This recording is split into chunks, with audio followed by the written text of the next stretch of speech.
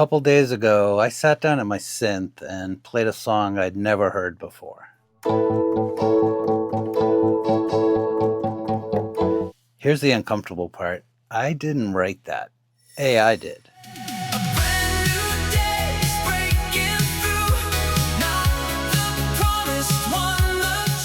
Every melody, every chord, every vocal generated from a single text prompt in just a few minutes. What you just heard didn't exist until a machine decided it should. So let me ask you something. If AI writes the song, composes it, even sings it, and you just put your name on it and release it, is that really yours? I could have done that, uploaded this, claimed it, and moved on. A lot of people do.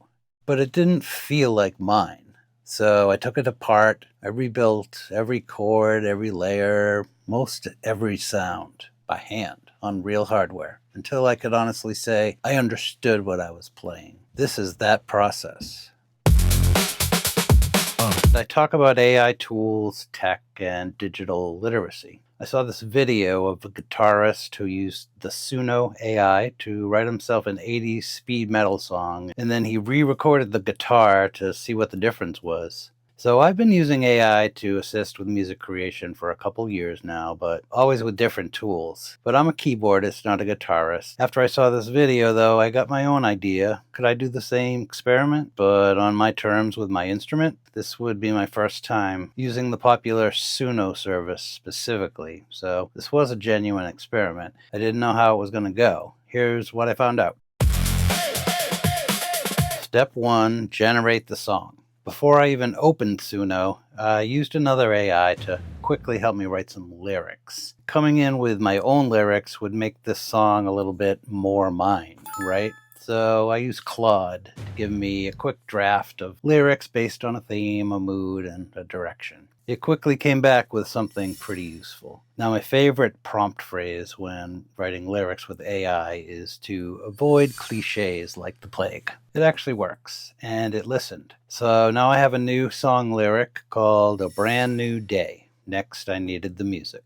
I opened Suno and created my account, and I paid for the mid-level Pro account. I first used my AI Claude to analyze Suno's terms of service, and I decided that this $15 a month membership was kind of necessary for this experiment. You can use the free account, but it's pretty restrictive. So once I got in, I started prompting. And here is something that no one tells you about AI music generation. It's not a vending machine. You don't just type 80s synth song and then get something awesome. Each prompt generates 2 song options for you. I went through 7 completely different prompts, 14 tracks total. Most of them were okay, nothing exciting. A couple were terrible. A couple were usable, but not 80s synth pop. Finally, by version 7, the second generated song, I found that one was usable. It was close to what I was imagining anyway. It's melodic, nostalgic. I was kind of hoping for Tears for Fears, but I got Richard Marx instead. That's alright. And the chorus was very strongly reminiscent of that Christopher Cross song, All Right. All right. Yeah, that thing. Anyway, so I went with it. And honestly, the production was impressive. A slick, full vocal performance, backing harmonies, a driving synth arrangement, the whole thing. And it generated it in seconds from a text prompt. But here's where it gets complicated. Before I show you the next step, there is something that you need to know.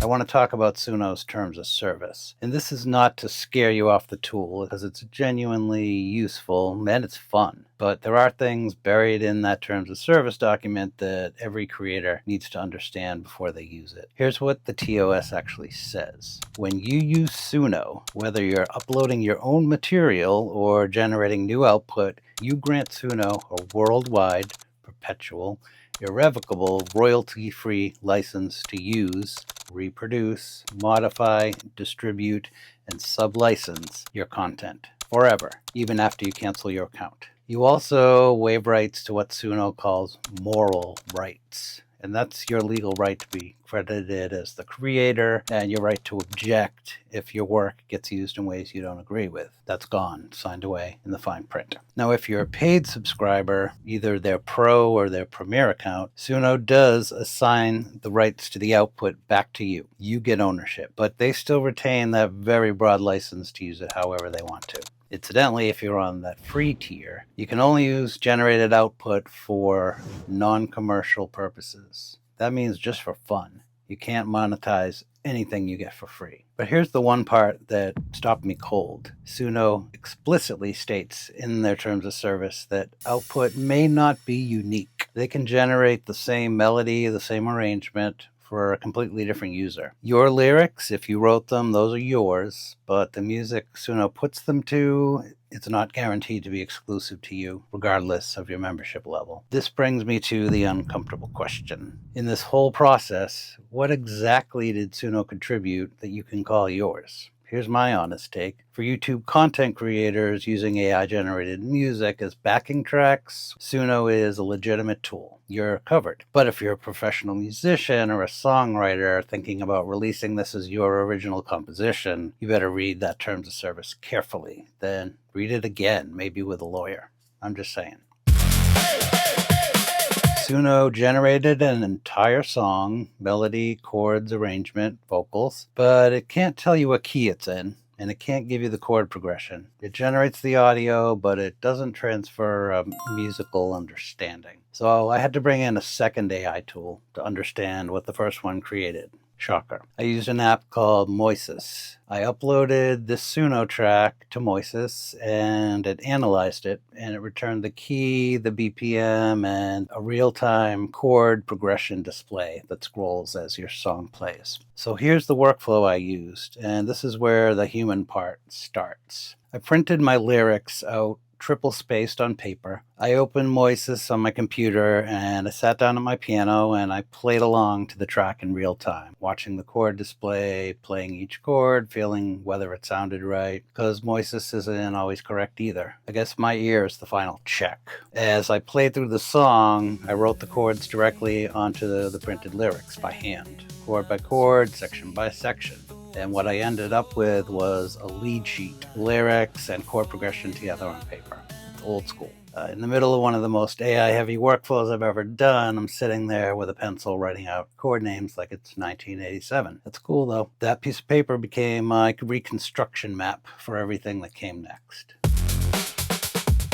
And now the real work starts. I downloaded the stems from Suno. Another quick note, this step costs you 50 tokens or 10 song generations, just FYI. Stems are the separated audio tracks for each element of the song, like the drums, the bass, the vocals, and each instrument. They all get their own WAV file. I then imported all those into my digital audio workstation software called Ableton Live. I use those stem tracks as my guide, the reference I was learning from and ultimately replacing. Here's the process. I took my lead sheet, the one I wrote by hand, and I started rebuilding the song from scratch inside Ableton Live using VST instruments. Those are software synthesizers that live inside the computer. I have all the plugins to create the classic 80s sounds, like Juno-style pads, a D50 chime sound, synth bass, and there's a studio drummer called Easy Drummer 3. Layer by layer, I reconstructed what the AI generated. But this is where something interesting happened. When you learn a song well enough to play it, you start to hear its problems. And there were moments in the AI arrangement that didn't quite make musical sense to me, so I changed them up a bit. I made decisions. Simplified a progression here, extended a section there, added a part that wasn't in the original at all. And then I did something the AI definitely can't do. I sat down at my hardware synths and performed the MIDI parts live. Played them through my keyboard. Added the feel, the timing, the tiny human imperfections that make recorded music feel like something a person made. That's the moment it became mine. So listen to this. Here's the Suno original version of the chorus.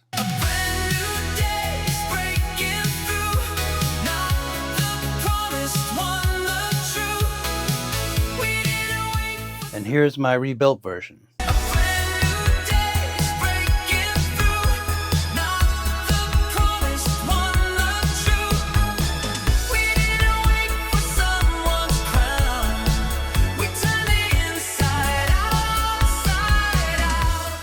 song, different relationship to it, I guess. If you want to hear the full track, I'll put a link in the description. If this video was useful to you, if it made you think differently about AI music or what your creative work actually means, hit that like button. It genuinely helps my channel reach more people. And if you want to see more experiments like this one, subscribe. I have a lot more coming. So is this my song? I rebuilt every chord, every layer, most every sound, except for the vocals. The lyrics were mine from the start. The musical decisions I made during the reconstruction, those were mine too. The performance was on real hardware that was mine, but the melody that carries those words, Suno made that. And the chord progression I transcribed, Suno invented that. And even though Suno didn't create the lyrics, it still has the right to reuse them however it wants to, into infinity. So clearly, I don't have a clean answer for this question. I am not sure there is one at this point. What I know is this: the more of yourself you put into this process, the more it becomes yours. And the less you put in, the more you're just putting your name on someone else's work.